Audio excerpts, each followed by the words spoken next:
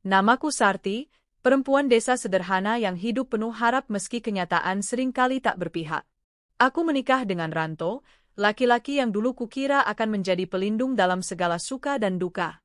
Tapi ternyata, yang dia bawa hanyalah duka dan luka, yang belum sembuh sampai hari ini. Pernikahan kami berlangsung tanpa pesta, hanya doa dan harapan di bawah pohon jambu di belakang rumah orang tuaku. Kala itu, aku bahagia. Kupikir cinta bisa membuat kami bertahan.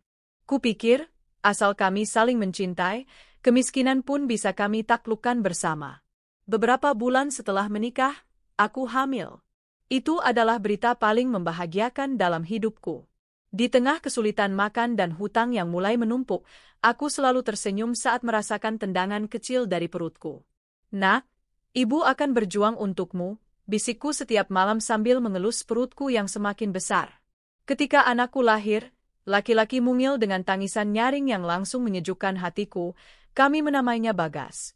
Bayi itu adalah satu-satunya cahaya dalam hidupku yang gelap. Namun, kebahagiaan kami tak bertahan lama. Hari-hari kami dipenuhi dengan kekurangan. Kami sering tidak makan. Kalaupun ada, hanya nasi putih yang kuli masak dengan sedikit garam dan kecap. Kadang, kubuatkan kerupuk dari tepung sisa pemberian tetangga. Suamiku, Ranto, selalu pulang dengan wajah murung. Dia bilang tidak ada pekerjaan di desa. Semua sawah dikuasai juragan. Dia hanya jadi kuli panggul saat panen, itu pun hanya beberapa hari dalam sebulan. Aku tahu dia lelah. Tapi akulah yang setiap hari menahan lapar, menahan tangis, menyusui Bagas dengan tubuh yang lemah. Bagas tak pernah merasakan susu kaleng seperti anak-anak lainnya. Dia hanya minum air tajin, air rebusan beras yang kuambil sebelum nasi matang. Kadang, aku merasa bersalah. Tapi aku tak punya pilihan. Suatu malam, saat Bagas demam ringan karena digigit nyamuk, Ranto menatapku lama. "Aku harus pergi ke kota," katanya. Aku mengangguk pelan. "Kau yakin akan dapat kerja di sana?" "Aku harus yakin, Sar. Kita nggak bisa begini terus. Aku malu ngasih anak kita makan nasi dan kecap terus. Aku akan kerja apa saja di kota.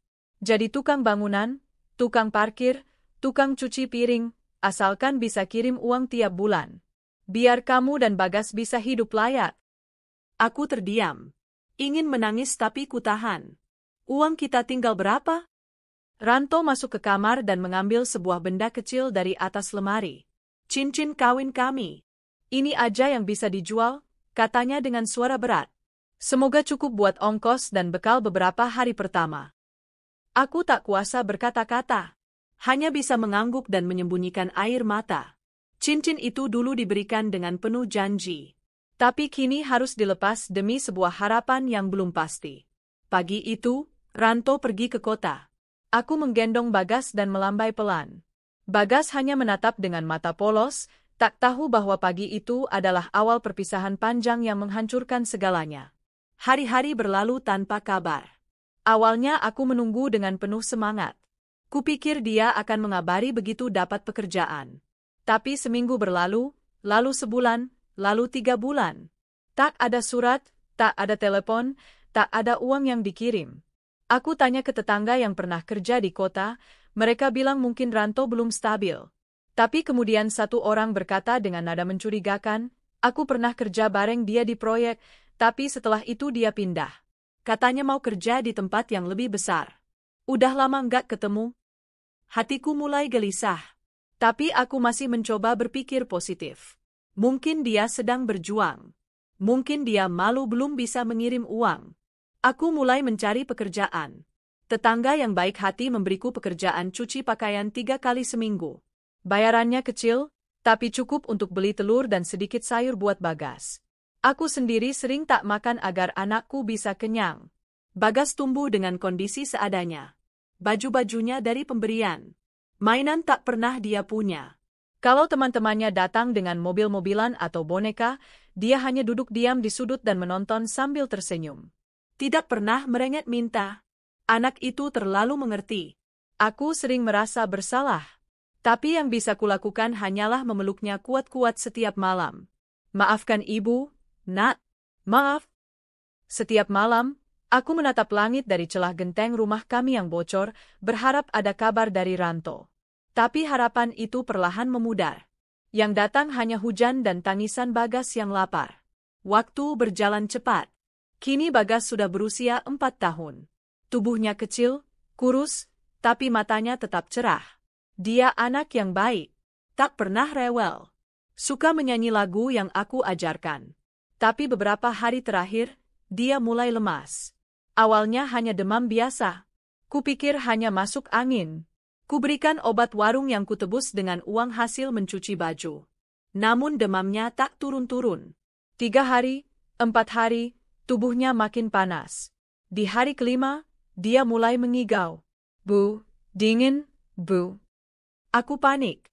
Tak tahu harus kemana. Puskesmas jauh, dan aku tak punya ongkos. Obat warung terakhir sudah kuberikan. Malam itu, aku peluk dia erat-erat. Matanya mulai berat, nafasnya tersengal-sengal. Jam 3 pagi, tubuhnya mulai kejang.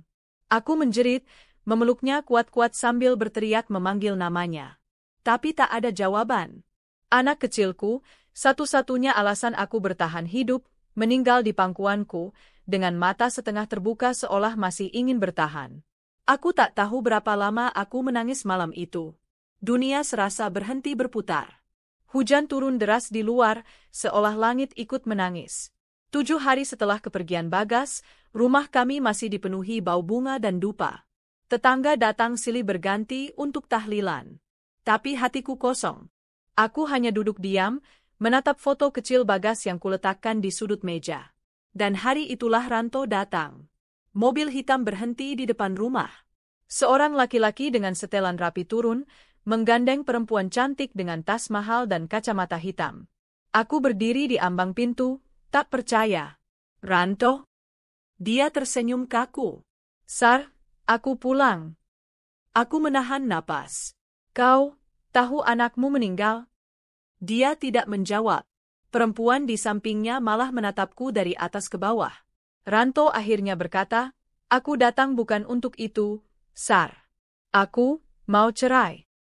Aku terdiam. Tidak percaya.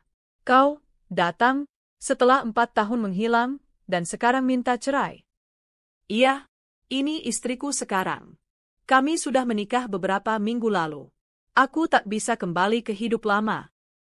Aku ingin menjerit, ingin memukul, ingin menghancurkan semuanya.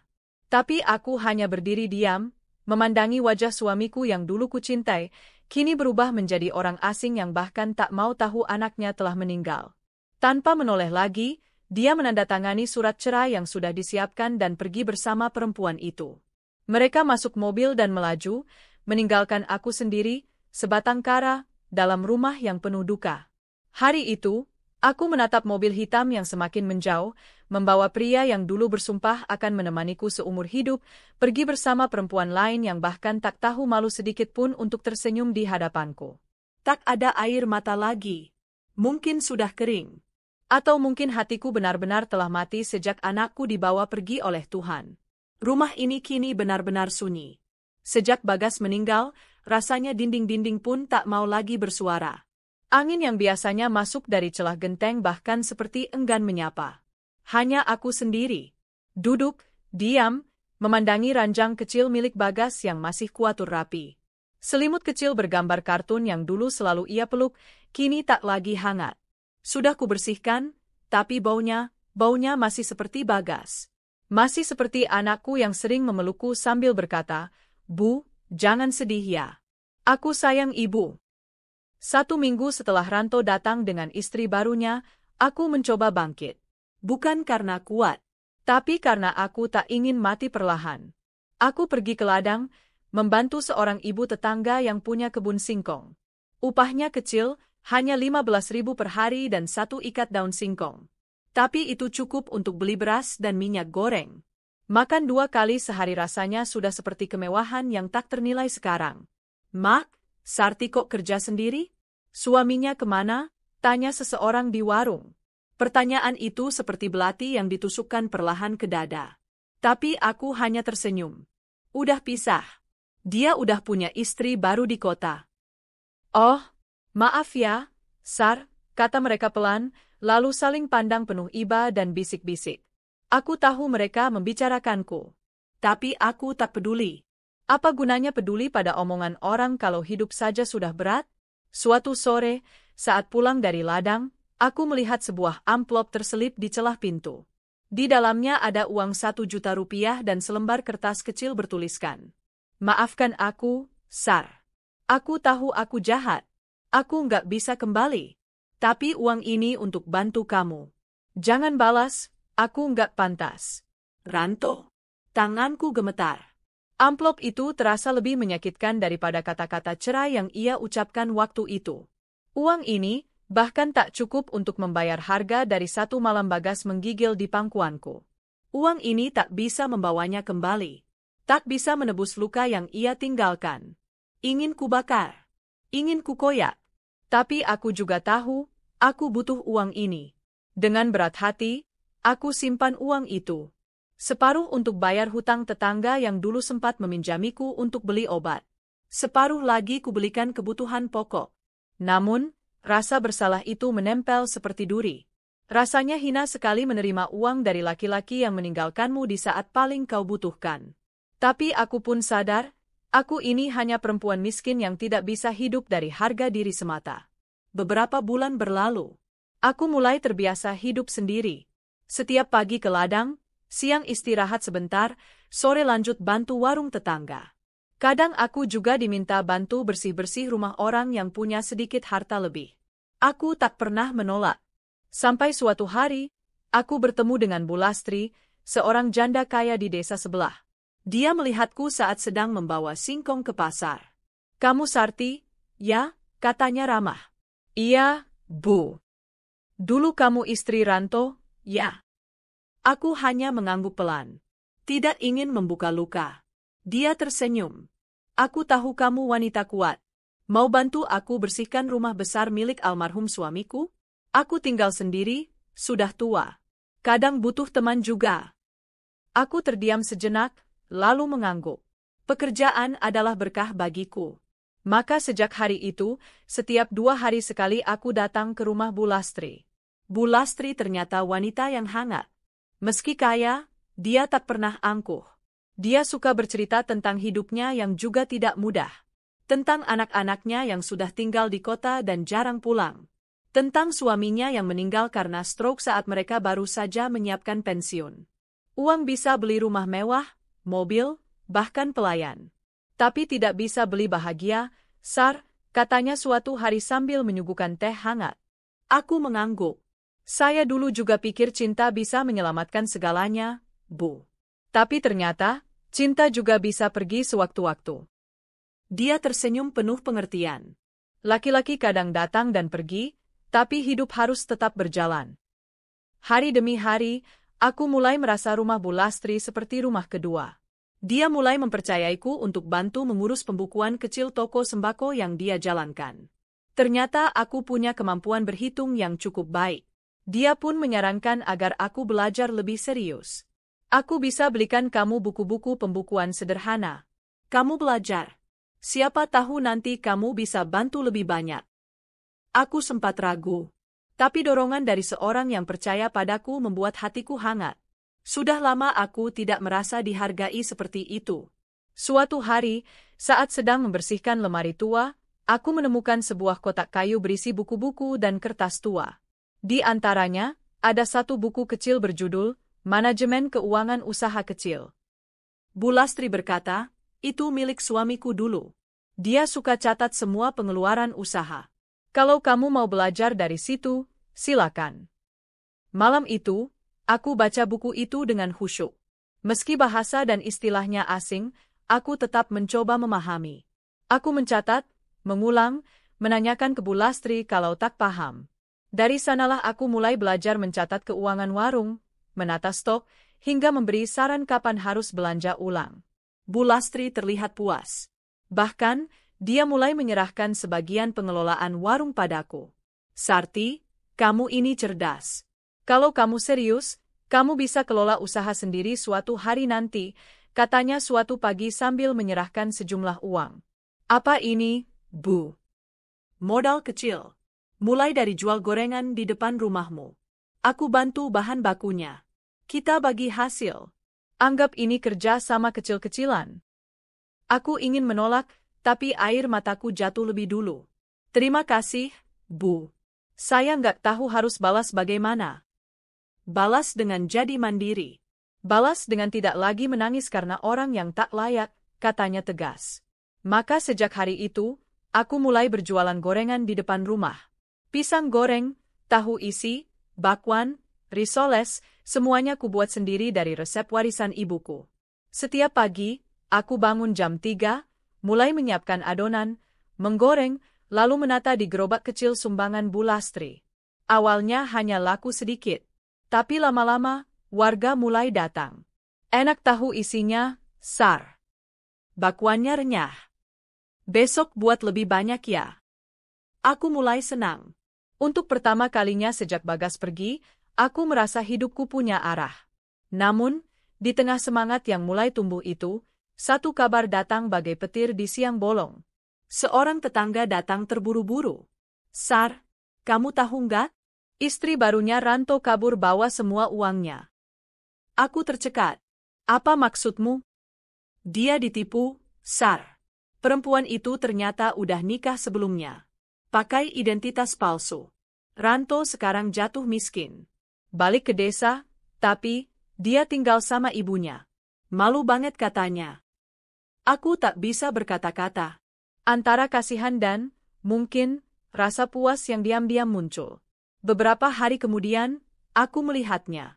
Ranto duduk di pinggir jalan dekat pasar, pakai baju lusuh, menjual minuman sachet dan rokok eceran. Tak ada mobil hitam, tak ada istri cantik. Hanya dia, lelaki yang dulu meninggalkanku saat anak kita sekarat. Matanya menatapku sejenak, lalu menunduk. Tak ada sepatah kata pun. Aku hanya berdiri, memandangi wajahnya yang kini jauh berbeda dari dulu. Dan tanpa berkata apa-apa, aku melangkah pergi, dengan kepala tegak, dan hati yang pelan-pelan mulai sembuh. Hari-hari berlalu, dan luka di hatiku perlahan sembuh. Tidak sepenuhnya hilang, tentu saja. Ada bagian dari diriku yang tidak akan pernah kembali, bagian yang ikut. Terkubur bersama Bagas, anakku. Tapi satu hal yang kupelajari dari semua ini adalah, hidup tidak berhenti hanya karena hati hancur. Usahaku berjualan gorengan makin berkembang. Dari hanya gerobak kecil, kini aku menambah satu meja panjang di sisi rumah, tempat orang bisa duduk sebentar sambil menyeruput teh hangat. Aku juga mulai menerima pesanan untuk acara kecil seperti arisan atau pengajian. Nama, Gorengan Bu Sarti, mulai dikenal warga kampung sebelah. Bu Lastri selalu memantauku dengan bangga. Aku tahu kamu bisa, Sar, katanya sambil tersenyum suatu sore. Dulu kamu datang dengan wajah penuh luka. Sekarang kamu sudah berdiri di atas kakimu sendiri. Kamu layak lebih dari ini. Aku hanya bisa tersenyum. Tanpa ibu, saya tidak tahu apakah saya bisa sampai sejauh ini. Suatu hari, seorang lelaki datang ke lapakku. Wajahnya asing, pakaiannya rapi, dan dia memesan beberapa gorengan dan teh manis. Ini enak sekali, Bu, katanya sambil menggigit tahu isi buatanku. Pantas saja ramai. Aku tersenyum ramah. Terima kasih, Pak. Kalau suka, besok saya goreng lebih banyak. Dia memperkenalkan diri sebagai Pak Andra, seorang pengusaha kecil dari kecamatan sebelah. Ia membuka usaha sembako grosir dan sesekali mencari mitra untuk kerja sama kuliner kecil-kecilan. Rupanya, dia mendapat rekomendasi dariku dari Bu Lastri. Kami mulai sering berdiskusi, terutama tentang peluang membuka warung makan kecil. Menunya sederhana, gorengan, nasi uduk, dan kopi. Tapi konsepnya bersih dan nyaman, targetnya para buruh dan pekerja harian. Aku sempat ragu, tapi Bu Lastri kembali meyakinkanku. Kesempatan tidak datang dua kali, Sar. Selama kamu tetap rendah hati, aku yakin kamu bisa makin berkembang. Dengan modal patungan dan kerja keras, kami membuka warung kecil itu di dekat pasar desa. Aku masih ingat hari pertama warung itu buka. Semua serba sederhana, meja kayu daur ulang, kursi plastik bekas, dan peralatan yang masih banyak pinjaman. Tapi antusias warga luar biasa. Mereka datang, makan, dan memuji masakan rumahan yang aku buat dengan penuh cinta. Warung itu kuberi nama, Warung Bagas. Sebuah penghormatan untuk anakku. Setiap melihat papan nama itu, aku seakan berkata pada Bagas, "Lihat, Nak. Ibu masih berjuang. Ibu masih hidup, untukmu." Pak Andra mempercayakan banyak hal padaku. Mulai dari keuangan, pengelolaan dapur, sampai keputusan pembelian bahan baku. Aku tak hanya jadi tukang masak, aku jadi pemilik usaha juga. Dan rasanya, luar biasa. Beberapa bulan setelah Warung Bagas berdiri, seseorang datang lagi dalam hidupku. Sosok yang sudah lama tak kulihat, Ranto. Pagi itu dia berdiri di depan warung. Wajahnya lusuh, tubuhnya kurus, dan matanya kosong. Dia melihatku dengan pandangan bingung, seolah tak percaya bahwa perempuan yang dulu ia tinggalkan, kini berdiri dengan percaya diri, sibuk melayani pelanggan. "Aku boleh bicara?" katanya lirih. Aku hanya menatap tanpa ekspresi. "Kalau kamu mau beli gorengan, silakan duduk. Kalau cuma mau minta maaf lagi, aku sudah kenyang." Dia tertunduk. "Aku cuma mau bilang, aku menyesal. Aku bodoh. Aku kehilangan semuanya." Aku menghela napas. "Kamu kehilangan karena pilihanmu sendiri, Ranto. Dulu aku mohon-mohon agar kamu bertahan. Agar kamu bantu anak kita.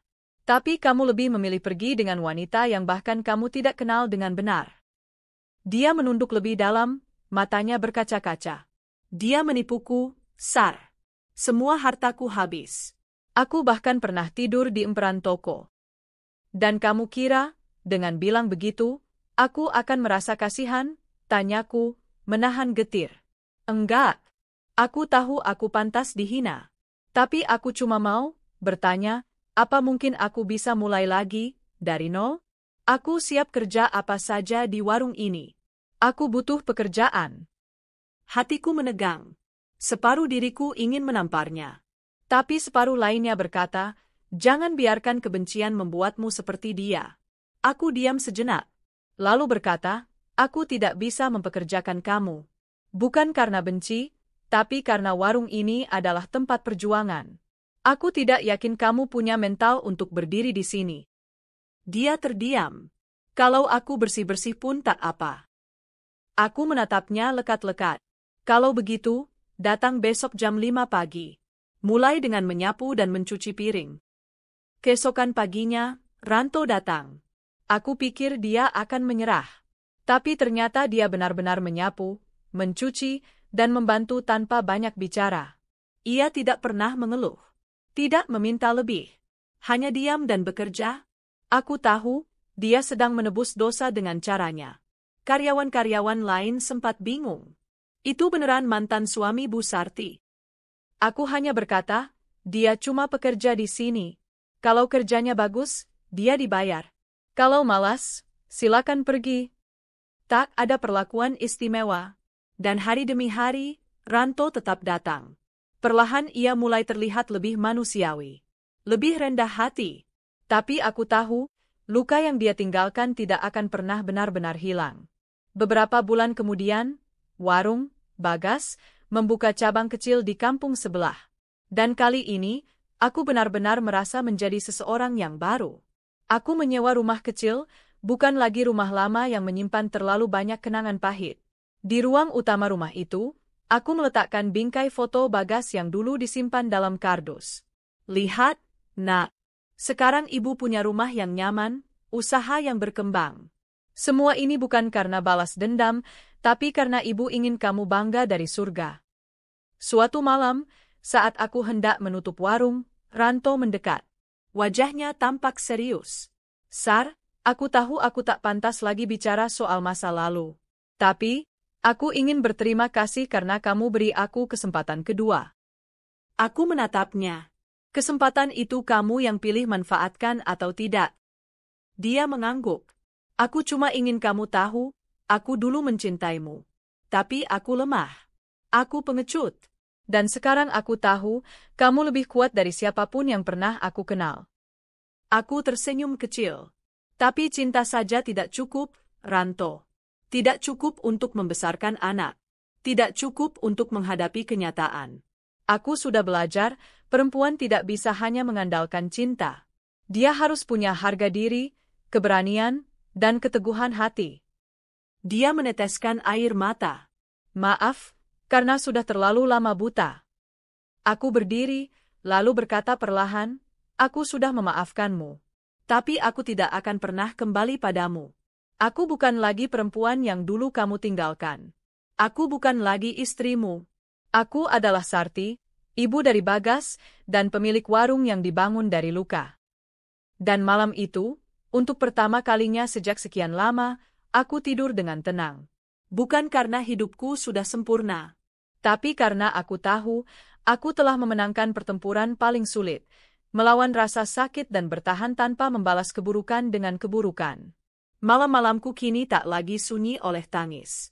Tak ada lagi suara batin yang menjerit dalam sepi karena kehilangan dan dikhianati.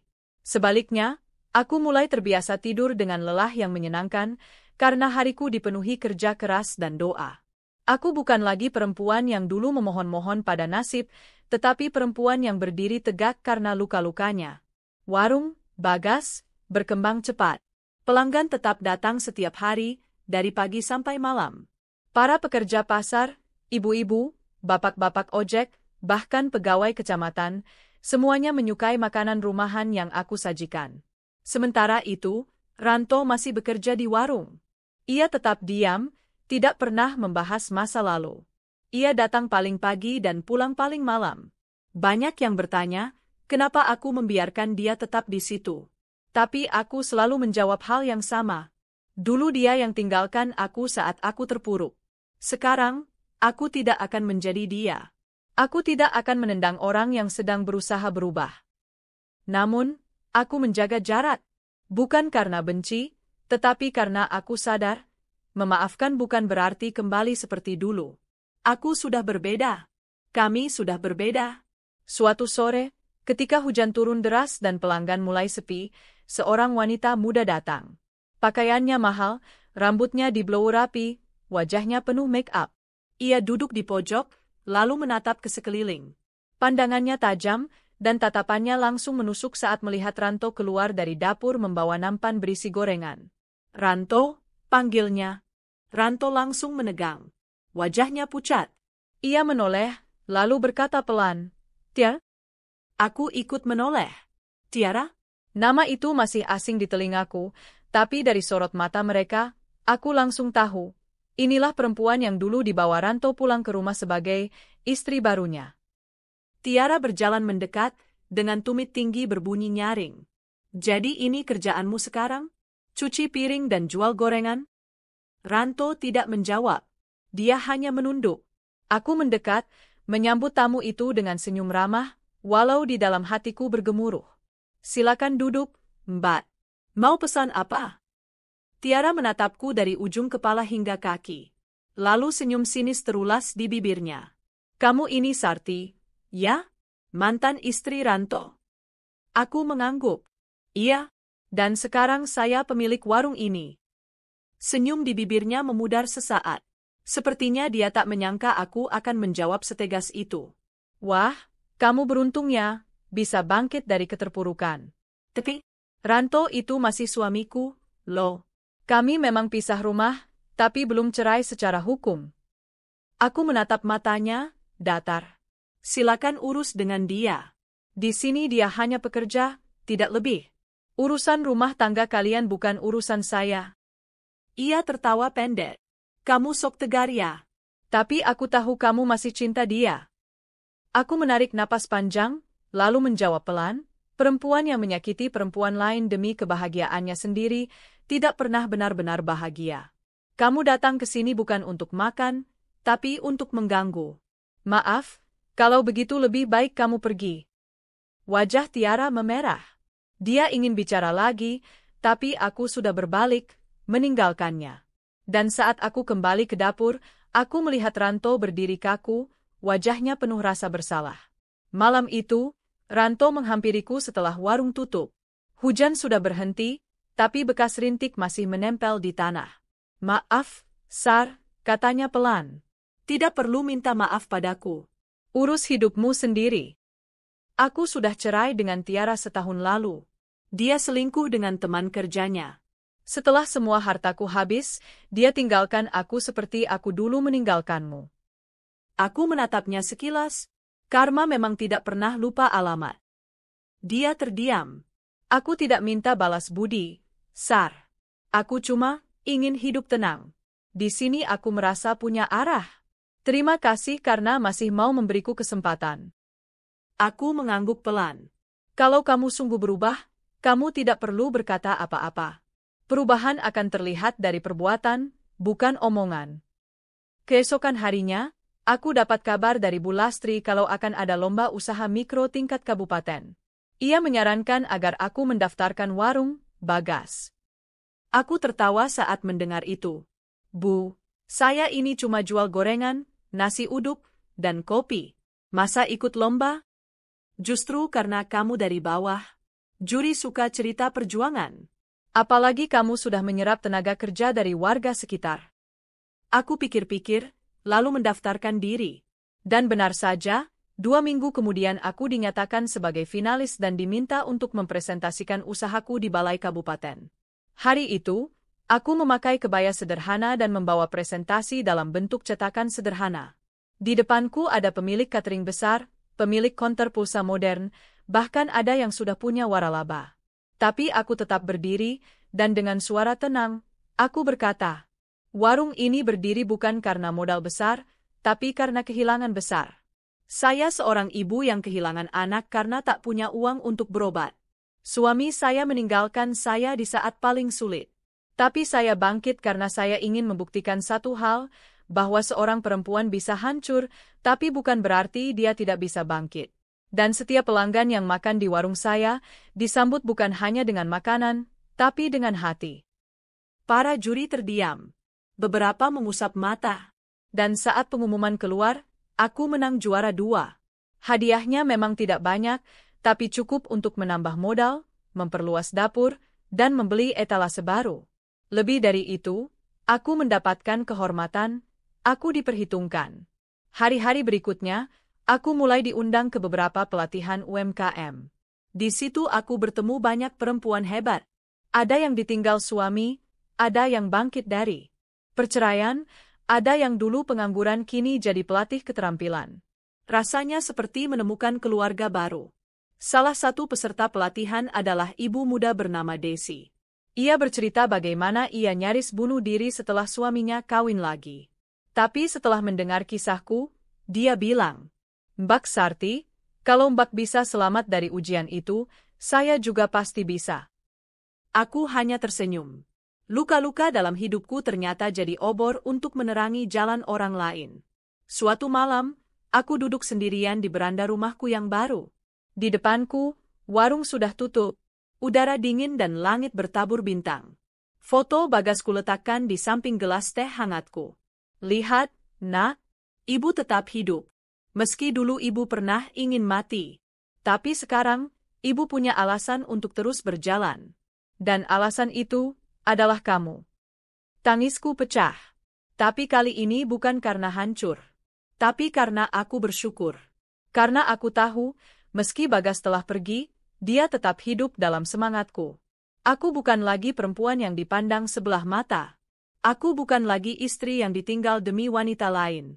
Aku adalah Sarti, perempuan yang dilukai oleh dunia, tapi memilih untuk tidak membalas dengan kebencian.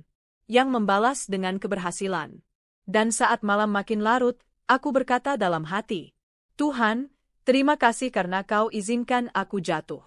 Karena dari kejatuhan itu, aku belajar berdiri sendiri.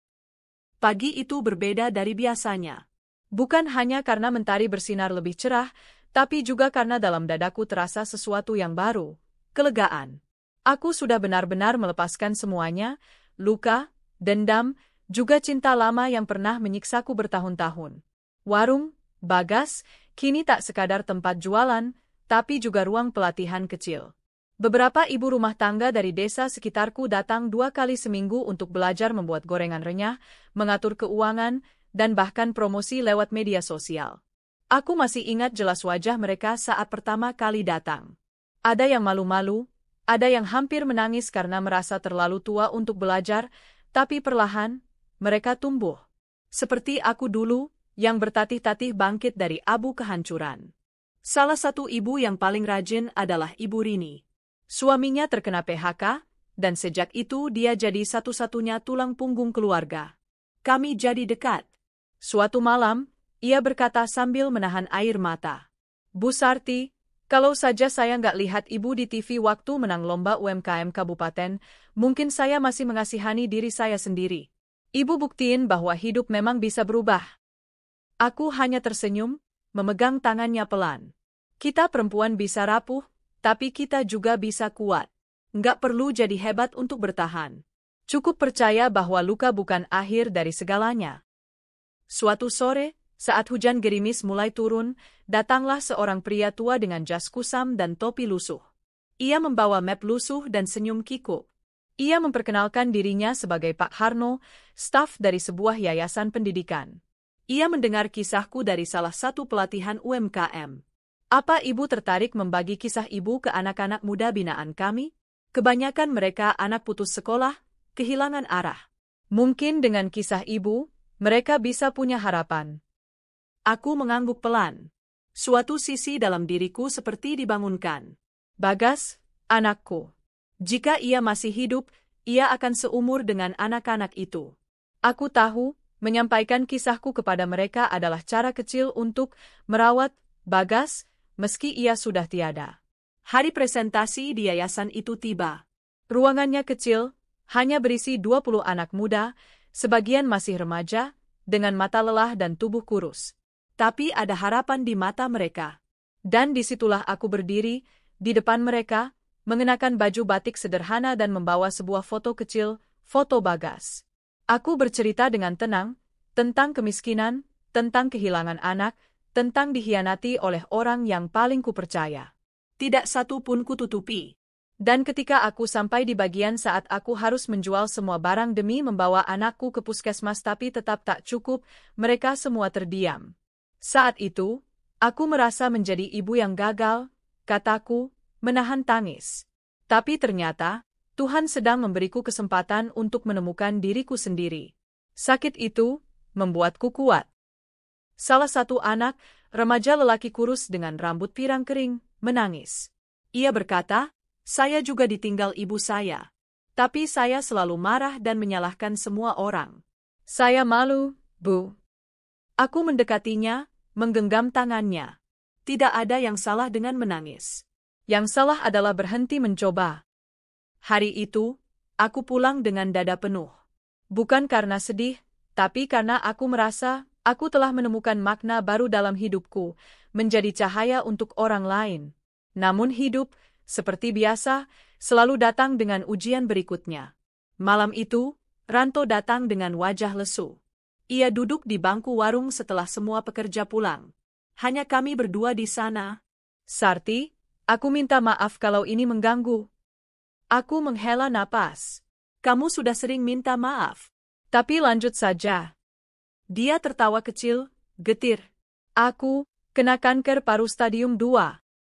Aku menatapnya lama. Tak ada air mata di matanya, hanya kepasrahan. Aku tahu ini pasti akibat dari kebiasaan merokokku dulu. Dan aku tidak minta dikasihani. Aku hanya ingin bilang, kalau umurku tidak panjang, aku bersyukur bisa habiskan hari-hari terakhirku di sini. Di tempat yang penuh makna. Aku terdiam. Dulu, aku ingin melihat dia hancur. Tapi sekarang, yang kurasakan hanya iba. Ia memang pernah melukaiku, tapi penderitaan bukan balasan yang kuinginkan untuk siapapun. Aku mengangguk. Kalau kamu butuh bantuan untuk pengobatan, aku akan bantu sebisa mungkin. Ia menggeleng. Tidak usah. Aku cuma minta satu, bolehkah aku tetap di sini, sampai waktuku habis? Aku tak menjawab, hanya berdiri dan membuatkan dia segelas teh hangat. Itu sudah cukup sebagai jawaban. Seminggu setelah itu, aku mendapat undangan dari dinas sosial. Ternyata aku terpilih sebagai penerima penghargaan Perempuan Inspiratif Daerah. Acara itu akan disiarkan di TV lokal. Aku diundang sebagai narasumber utama. Di hari acara, aku mengenakan kebaya biru lembut. Aku duduk di kursi depan bersama pejabat dan tamu penting. Dan saat giliranku bicara, aku tidak menyebut-nyebut tentang bagaimana aku ditinggalkan atau dikhianati. Aku hanya berkata, saya hanyalah seorang ibu biasa, yang kehilangan anak, tapi tak kehilangan semangat. Saya tidak ingin dikenang karena penderitaan saya, tapi karena apa yang saya lakukan setelah penderitaan itu. Tepuk tangan menggema. Tapi yang lebih penting, malam itu, aku merasa bahwa Tuhan akhirnya menepuk pundakku, seakan berkata, kamu sudah sampai di titik yang pantas kamu dapatkan. Ranto meninggal 2 bulan setelah itu. Diam-diam, di malam yang tenang. Ia meninggalkan sepucuk surat. Di surat itu, ia menulis, terima kasih karena tidak membalas luka dengan dendam. Kau bisa saja membuangku, tapi kau tidak melakukannya. Kau benar, Sarti. Luka bukan untuk disimpan, tapi untuk dipahami. Semoga kamu bahagia selamanya. Aku menangis saat membaca surat itu. Bukan karena kehilangan, tapi karena akhirnya cerita kami benar-benar selesai. Tak ada lagi sisa sakit yang tersimpan. Aku mengubur surat itu bersama dirinya di samping pusara Bagas. Sekarang, setiap pagi aku bangun dengan senyum. Aku menatap foto Bagas di dinding dan berkata, hari ini kita bantu orang lagi ya, Nak. Meski kamu nggak di sini, semangatmu tetap hidup. Aku membuka warung seperti biasa, menyambut pelanggan dengan senyum. Tapi hatiku berbeda. Aku bukan Sarti yang dulu. Aku kini adalah ibu dari banyak orang yang butuh pelukan dunia.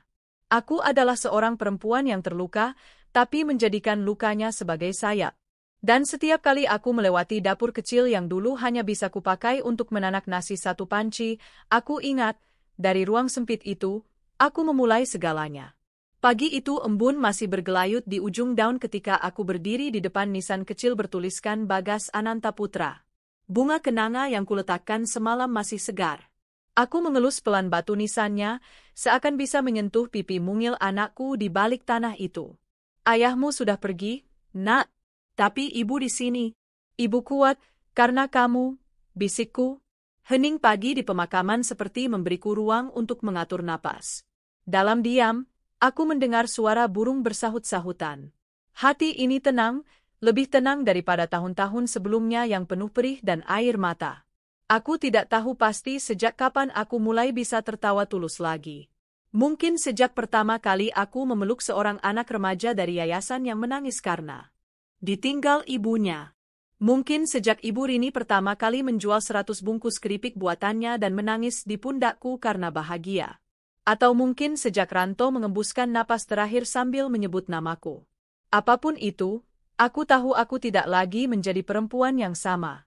Hidupku memang tidak kembali seperti dulu, tapi bukan berarti aku tidak bahagia.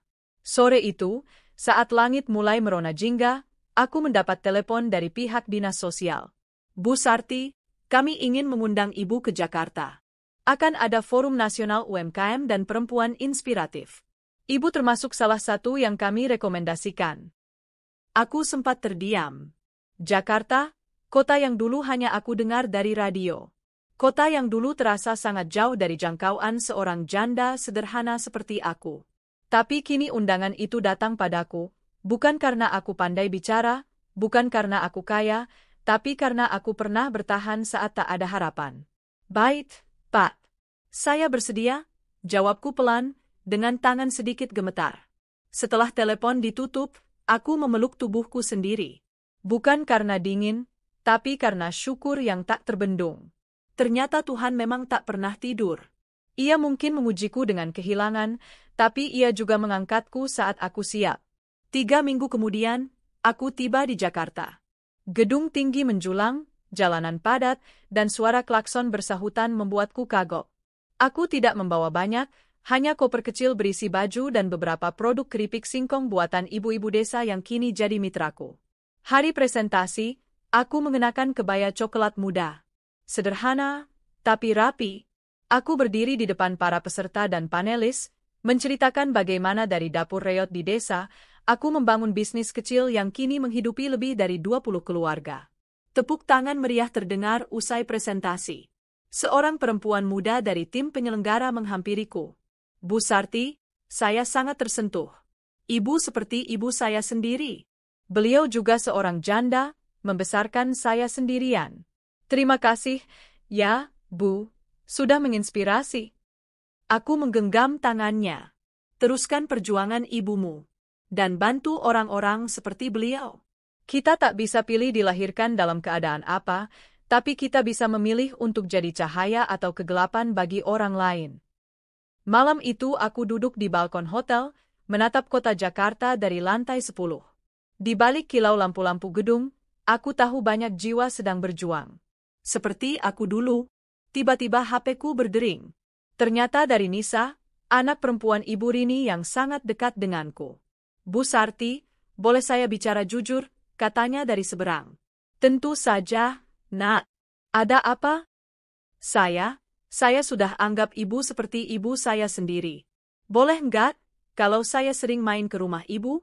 Kadang saya merasa lebih tenang di rumah ibu daripada di rumah sendiri. Mataku berkaca-kaca. Aku tidak menjawab langsung. Hanya bisikan lirih yang keluar, rumah ini selalu terbuka buatmu, Nisa. Kapanpun. Setelah telepon ditutup, air mataku mengalir. Mungkin aku kehilangan anakku karena dunia punya rencana lain, untuk memberiku banyak anak dari hati, bukan darah. Tuhan tidak mengambil untuk menyakitiku, tapi membuka ruang untuk cinta yang lebih besar. Beberapa bulan setelah acara di Jakarta, warung kecilku berubah jadi tempat pelatihan resmi. Pemerintah desa memberikan dukungan. Kami menamai tempat itu, Rumah Bagas, sebagai penghormatan untuk anakku. Di papan nama terpampang jelas, Rumah Bagas, tempat tumbuh ibu hebat dan anak hebat. Ibu-ibu dari berbagai desa datang. Anak-anak remaja ikut belajar membuat jajanan tradisional. Bahkan ada beberapa bapak-bapak yang belajar membuat kemasan dan pemasaran online. Semua tumbuh bersama, tanpa sekat. Suatu hari, datang seorang perempuan muda dengan anak balita yang kurus. Ia memperkenalkan diri sebagai Siti, janda baru ditinggal suami karena kecelakaan kerja. Saya dengar dari Pak RW, tempat ini bisa bantu, saya cuma punya semangat, Bu. Tapi saya nggak tahu harus mulai dari mana. Aku menatapnya lekat-lekat. Matanya penuh luka, tapi juga penuh api. Aku tahu perasaan itu. Aku pernah di posisi yang sama. Kamu datang ke tempat yang tepat, Siti. Di sini nggak ada yang sempurna. Kita semua pernah hancur, tapi kita nggak tinggal di kehancuran itu. 1 tahun setelah kepergian Ranto dan setelah Rumah Bagas berkembang, aku menulis buku kecil. Judulnya, Luka yang Menguatkan. Isinya kisahku, kisah Ranto, kisah anakku Bagas, dan semua perempuan kuat yang pernah bersamaku di perjalanan ini. Buku itu diterbitkan oleh penerbit lokal, tak terlalu mewah, tapi laris di komunitas penggerak desa. Bahkan masuk ke beberapa perpustakaan di sekolah-sekolah. Suatu pagi, seorang ibu muda datang ke warungku, membawa bukuku yang sudah lusuh. Bu, saya baca buku ini semalam. Dan saya putuskan untuk tidak mengakhiri hidup saya.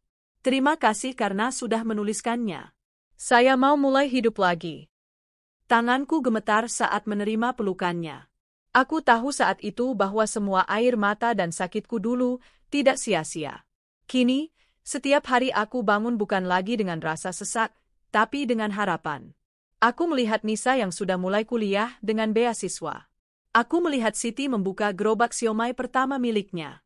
Aku melihat anak-anak remaja membuat konten edukasi tentang kewirausahaan lokal. Dan aku tahu, Bagas, anakku, sedang tersenyum di sana. Ia tidak melihat ibunya menderita, tapi menjadi cahaya. Dan itulah pelukan yang sebenarnya, pelukan dari semua jiwa yang kini hidup karena aku dulu memilih untuk bertahan. Malam itu, langit tampak bersih. Bintang-bintang berkelip seperti mata kecil yang memperhatikanku dari kejauhan. Aku duduk di depan rumah dengan secangkir teh hangat, menatap ke arah halaman tempat beberapa anak tertawa-tawa bermain. Rumah ini tidak besar, namun selalu penuh tawa. Rumah ini dulunya hanya tempat pelarian dari derita, kini menjadi ruang untuk semua jiwa yang ingin tumbuh dan bertahan. Sejak Rumah Bagas berdiri, banyak perubahan terjadi di desaku. Para perempuan tak lagi takut keluar rumah. Mereka belajar berjualan, belajar membaca kembali, dan belajar mencintai diri sendiri setelah bertahun-tahun merasa tak berharga. Banyak dari mereka datang padaku sambil menangis, tapi kembali pulang sambil tersenyum.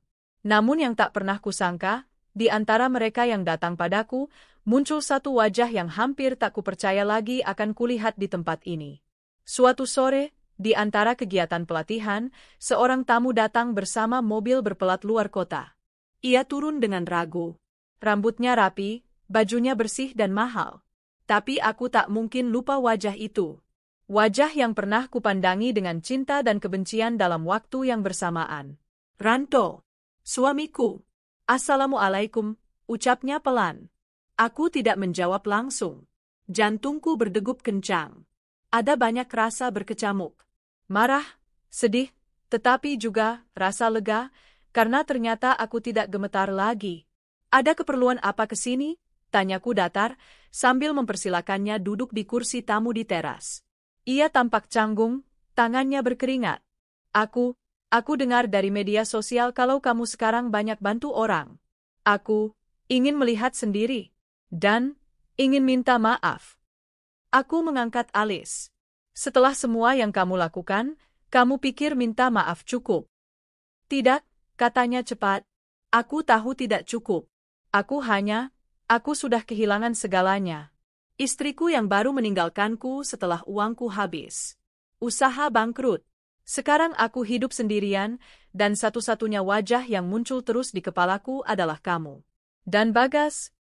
Saat nama anak kami disebut, air mataku jatuh juga. Kamu bahkan tidak datang di pemakamannya, Ranto.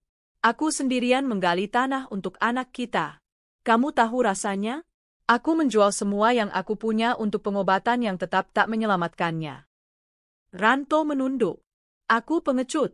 Dan aku tak datang ke sini untuk minta diterima. Aku hanya ingin kamu tahu, kamu luar biasa.